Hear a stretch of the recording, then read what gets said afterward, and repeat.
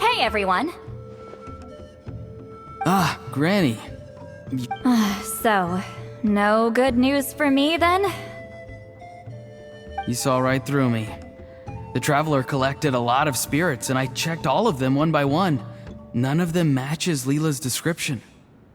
I figured. It was written all over your face. It's alright. I didn't exactly have high hopes for the needle in a haystack approach anyway. Leela's condition is still stable, but we're not really getting anywhere. Well, luckily, I made some progress on my end. Leela's parents told me that he made a new friend recently, and apparently he's been out of the house for days at a time. On one occasion, they secretly followed him and saw him and his friend tinkering around with something at a camp. Yeah, some guy who goes by the name Kokuchu, dressed in what looked like Inazuman attire. Is this really all I'll need, Mr. Kokuchu? Based on my studies of the ancient texts, hypersensitivity is usually treated with desensitization therapy. So, I figure there's no reason it shouldn't work in reverse. Now, for a poor chap like yourself with no sensitivity to spirits whatsoever, you'll have to completely immerse yourself in spiritually rich substances for this to be effective. I'm electing to name this approach hypersensitization therapy. Is it risky? You're the spirit duffer, not me. I'm sure you're more clued up than I am on the potential consequences of brute force clairvoyance. Ultimately, it's your decision. All right, but I do have one last question. What's in this for you? People like me obviously don't have much clout in this tribe, so it's not like I can offer you much in return. You think I'm looking for a reward? Oh, my good sir, take a look at my face. Isn't the answer written here clear as day? What?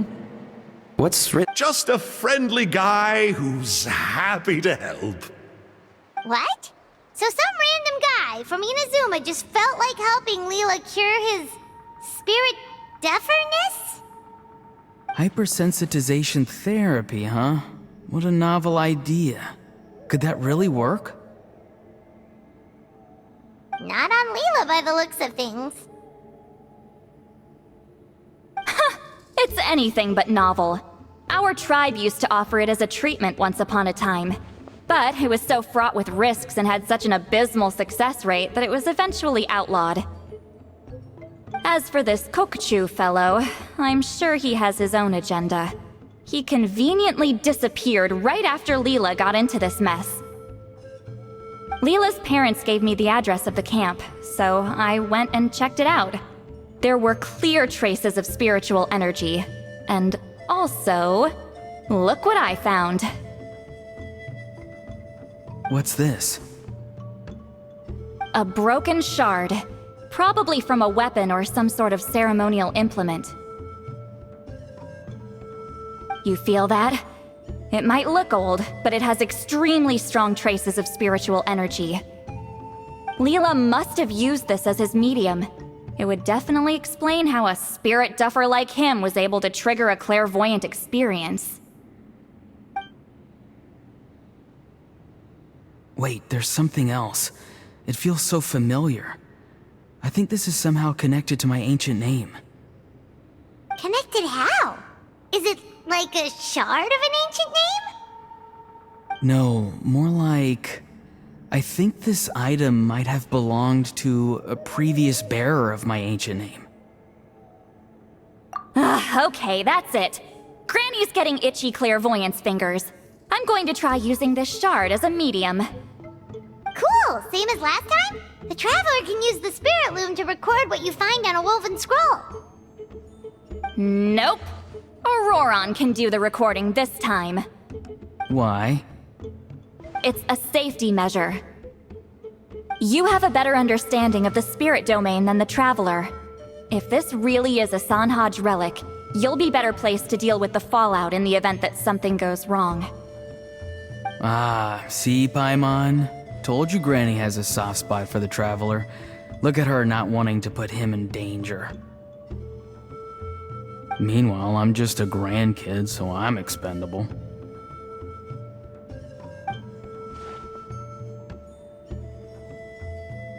Hey, what are you blabbing on about? Sorry, Granny. I'm ready now. Then let us begin.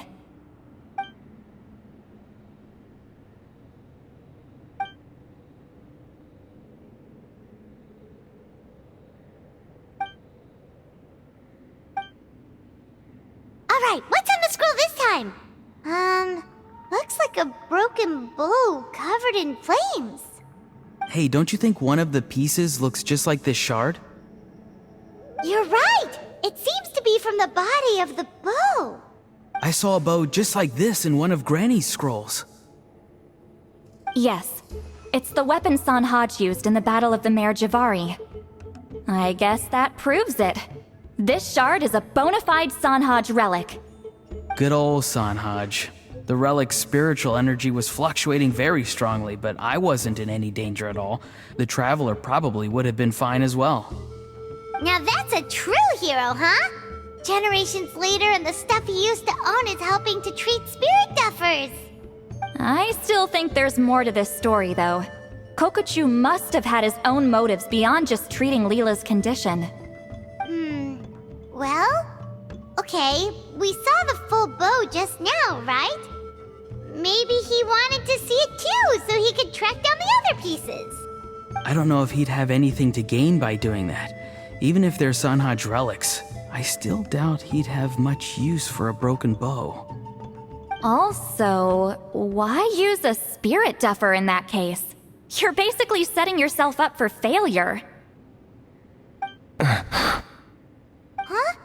Leela's body is responding! Let me take a look. I can sense a spirit being drawn to the relic. Looks like Granny's plan is working. Leela's spirit is being drawn to the bait. In that case, let me try again. This time using both Leela's body and the shard as mediums. You can do it, Granny. I'm ready to go too. You got the itch too, huh? Plus, Auroron went last time. It's only fair to take it in turns.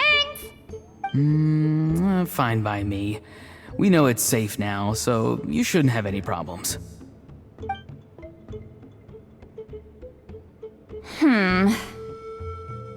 All right, if you insist. Be my guest. Just let me know when you're ready.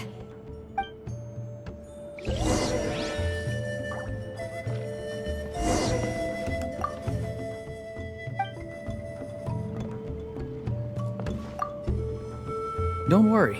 I'm quite sure the shard is safe. There shouldn't be any danger.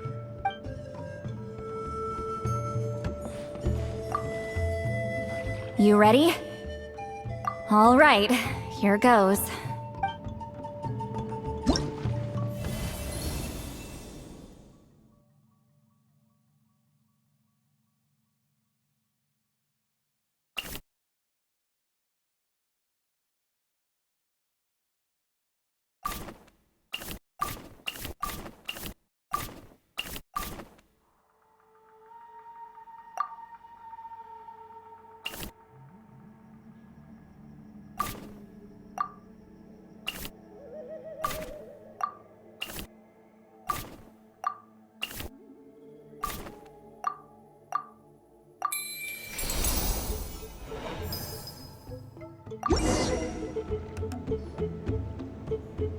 Another image has appeared.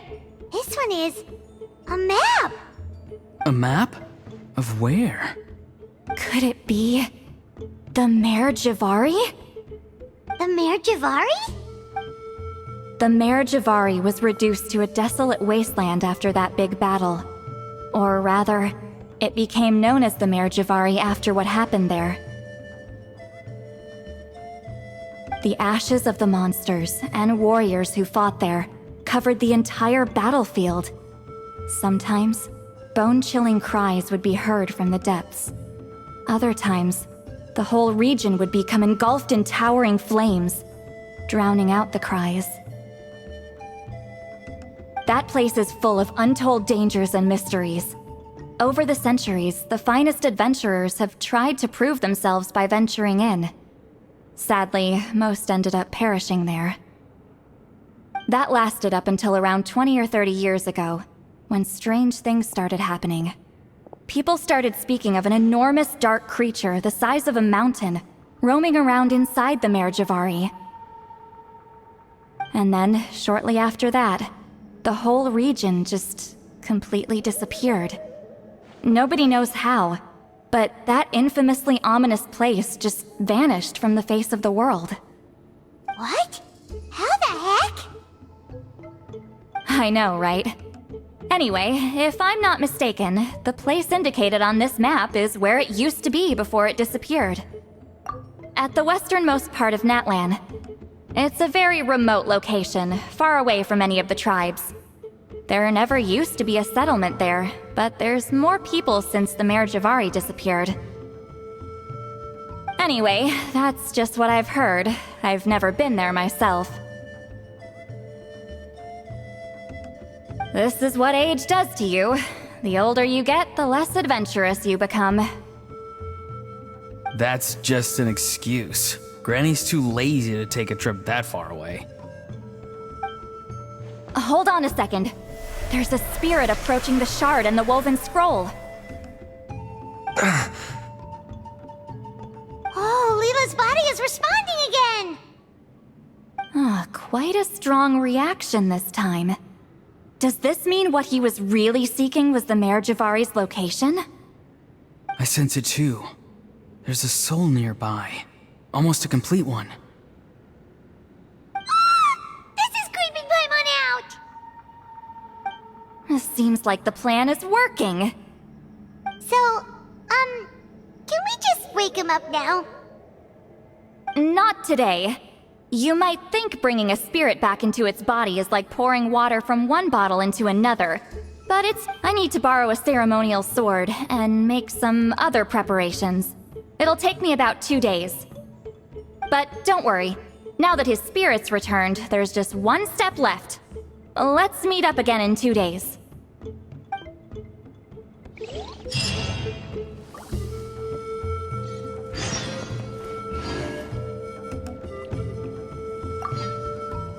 Something about this still doesn't add up for me. If that Kokchu guy was really plotting something, why would he leave? Unless that was also bait.